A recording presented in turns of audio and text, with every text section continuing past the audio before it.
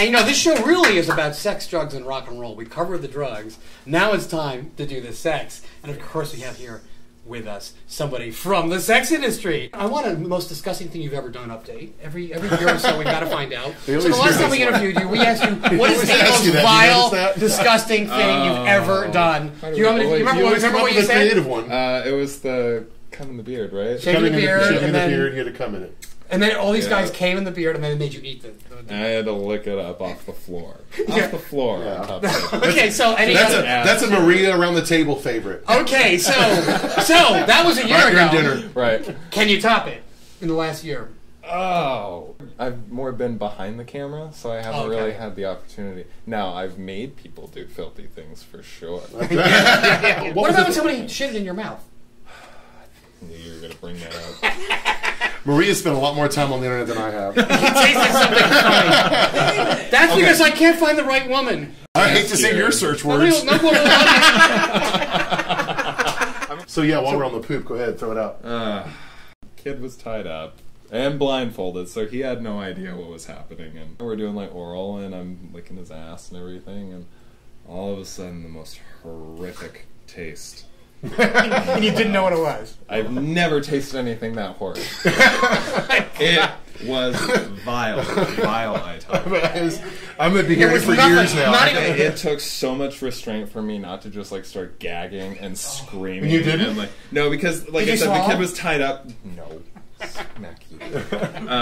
You told me you did. You couldn't shut your mouth. I never said that. You couldn't call a timeout or a cut, or you don't have like that. They were like mid-scene. This is a porn shoot. It was a porn shoot. Oh my god! And the guy's like, and he was like a brand new guy, and obviously on top of this, he was like straight guy. So do you still remember the taste?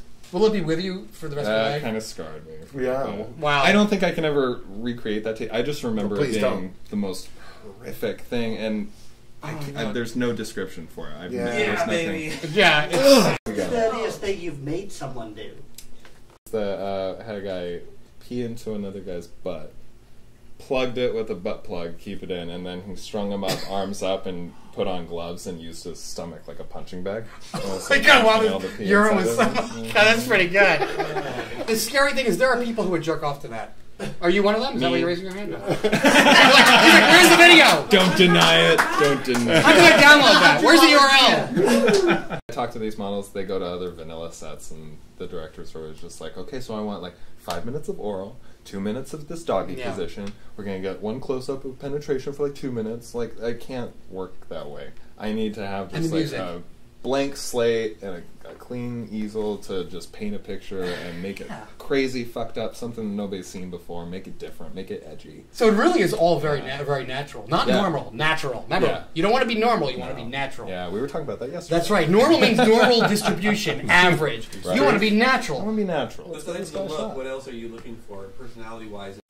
Well, we have to have people that can just be very natural. Like we're saying natural versus normal. And there's a difference. I can't always have just like the drop-dead gorgeous superstar of porn that shoots all the vanilla scenes and he's drop-dead gorgeous and sells $1 million, but comes over to kink and I try and actually like kind of tap into his brain and get him to just bring out something real about him. Doesn't work that way. It's like he's a robot at that point. Oh my god, yeah. So I try to find people that are just honestly like just down to earth, natural, and into freaks and open-minded, if anything. Even if they're very like brand new to it, as long as they're willing to try things, I always appreciate that. Do you feel like when you wake up in the morning that you really feel like you're helping people and changing their lives? Oh, absolutely. Yeah. I have so many people that thank me for being able to come to terms with their own sexuality, be able to communicate with their partners better, and just to be able to broaden their horizons and learn more things about them that they would have never thought. Wow, that must be a great feeling. And a lot of that times is like just being, I'm fortunate enough to have all those experiences captured on camera for me. So all of, like, I've had very life-changing moments I think we've discussed in the past. And it's amazing. I always like brings me back to that moment and how good it felt, and just that like sense of accomplishment that I felt when somebody tells me they connected with that and they related to that and they appreciated that. Yeah, and who knows what they goodwill they spread around, or who they didn't beat up or yell at, absolutely. or didn't fire. It's a trickle effect.